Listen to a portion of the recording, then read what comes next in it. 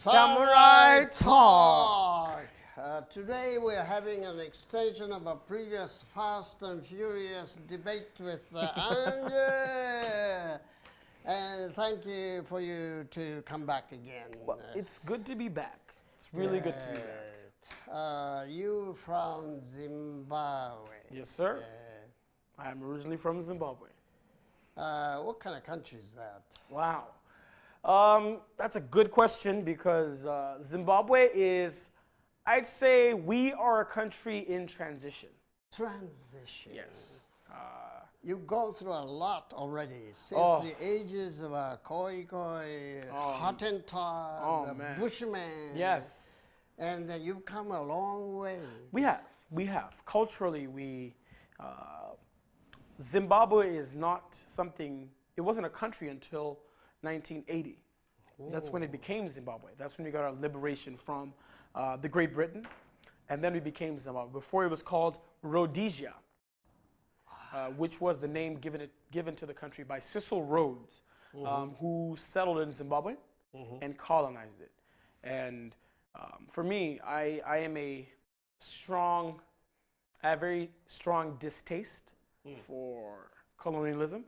I believe colonialism did more to divide Africa than unite it, and it was deliberate.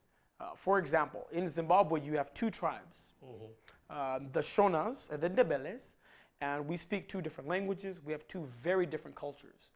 And what the colonizers did is they put the Shona people versus the Ndebele people, and then they'd give both of them a reason to fight against each other. And then after they fight, then they come in and they say like, no, you guys shouldn't fight.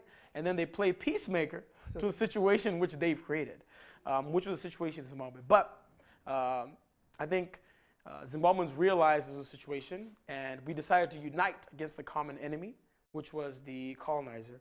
And Zimbabwe was able to liberate itself in 1980. 1980. I think that your story reminds me of the country that I visited in the recent past, Mongolia. Mongolia? They liberated from Russia. But they're trying to throw that under the yoke of communism, but they went free. And now the capitalist market economy, and you have a lot of slaves, the kids living under the manhole. So is this what they really wanted? Sometimes I feel that slavery works much better than capitalism. So correct me if I'm wrong. Am I talking too much? I think wherever there's slavery, there is oppression. Oppression. But it gives you the momentum, the energy, pent-up frustration. That gives you music. It does bring forth good things in that sense, like music. And it does help the economy. But I believe that slavery, no matter what, is wrong.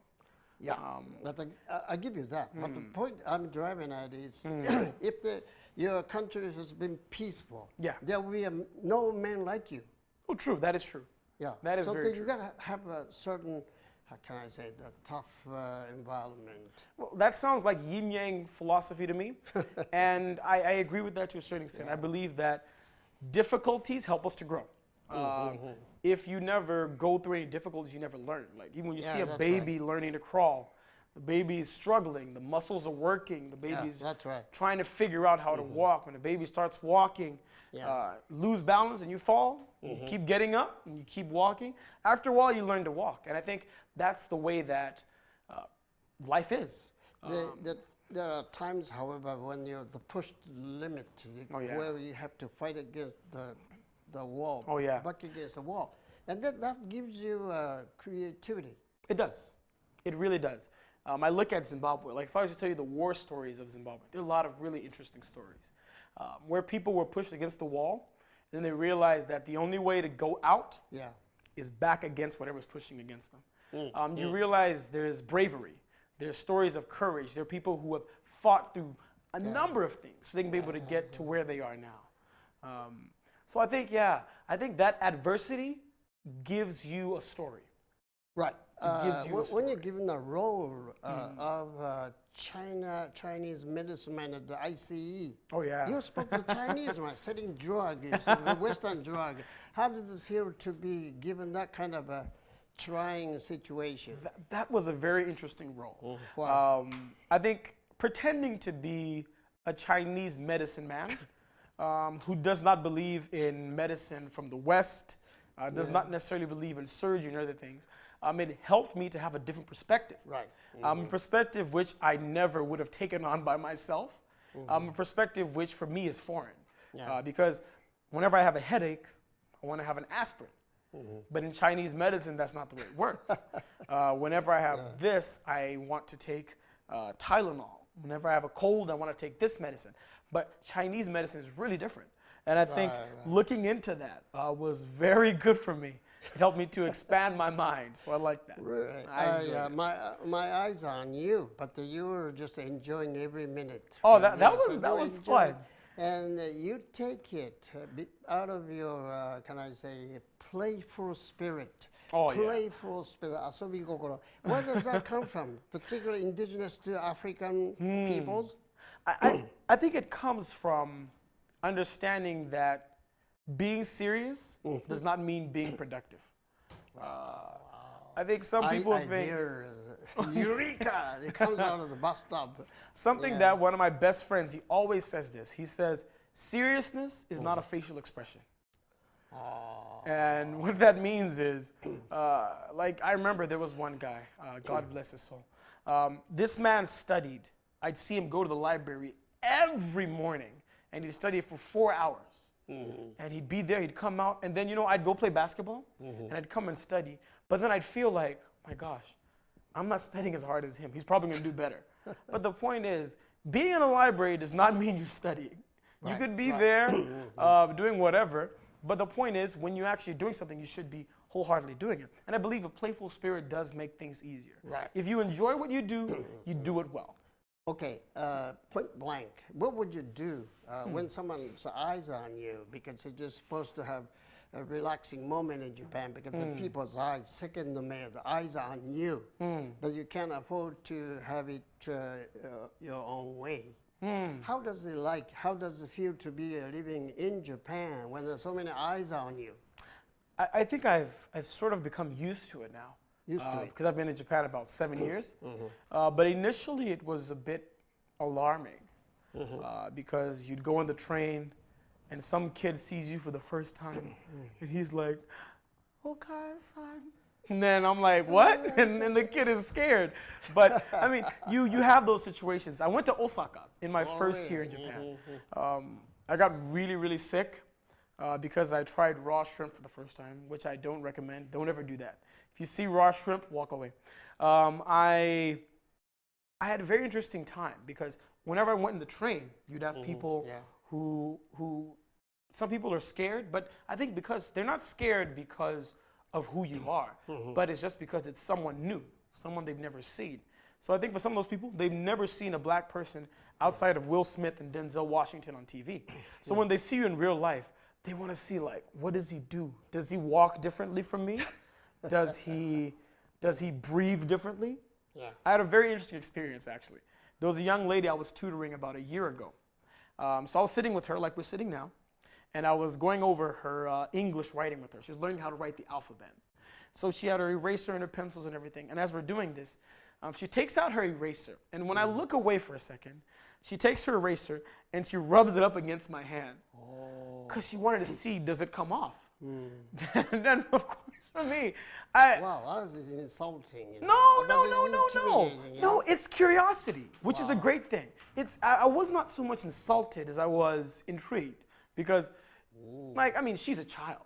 She's not purposefully being racist. I don't think it's racism.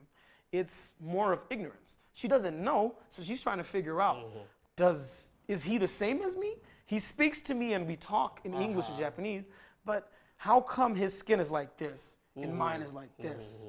So I mean, you meet those kind of things in Japan, and I love that. You've gotten to the point that you can take all these, but before you get used to it, perhaps there must have been a moment when you felt a little paranoid. Oh yeah, talking about Osaka. When I got sick, the guys were like, "Oh, it's okay, we'll go get okonomiyaki." I said, "No, take me to McDonald's." I was not gonna have any more Japanese food after I got sick. And I mean, there are those moments, I think it always happens, where you feel like, I can't take this. I think now not so much, but of course in my first, second, maybe even third year, there were some culture shock moments where you realize like Japanese people are different. They're really weird in comparison to me. From my perspective, they're weird. I hate to contradict you, but the Japanese come away thinking, well, the gaijins are weird. In other words, a black-skinned guy from Egypt, they're catching a carp in the Asakusa pond and cooking carp. Oh, come on, give me a break. But that's intimidating, you know? Oh, yeah. So the weird. That is, I'd say that is a little bit weird. Cooking pigeons on the park. You know? Yeah, cooking, wow. Anyone cooking pigeons needs to be stopped. But, I think what happens is Japanese culture and Japanese people do need to be more open and receptive. That's a really big point of growth. And I know it takes time. It's not easy. And I feel bad for some Japanese students. There's some Japanese students in my university and other universities. What happens is when they see you for the first time as a foreigner, they're like, you don't know anything. And what happens is when they leave Japan and go to America or go to the UK and they come back, they all of a sudden have a very high level of respect for you because they've realized that Japan's great, but it's not everything. And I think what happens is some people get caught up in that. They're like, Japan is the best place in the world. There's no place like Japan. Japanese food is the best. Everything Japanese is great. And I think that's a pitfall that people need to be careful about. Okay, we're getting close to the closing time. Andrew, could you give your 2-minute speech off the cuff? Tell what's on your mind. Sure. I'll translate. Sure. So I'd like to tell you something very important from Zimbabwe. It's something that we have based our societies on in Zimbabwe. And the statement goes, it takes a village to raise a child. What happens is many times parents can only do so much. And friends can only do so much. But you also need uncles, aunts, grandfathers, grandmothers. I think in Japanese culture you have the parents who are very important. You have the grandparents who are very important. But I believe that the whole community has a role to play. For example, I went home to Zimbabwe in March this year. And when I got there, I saw something very, very interesting, which I hadn't seen in a while. There was a young boy, maybe about 11 years old, who was playing soccer in the street.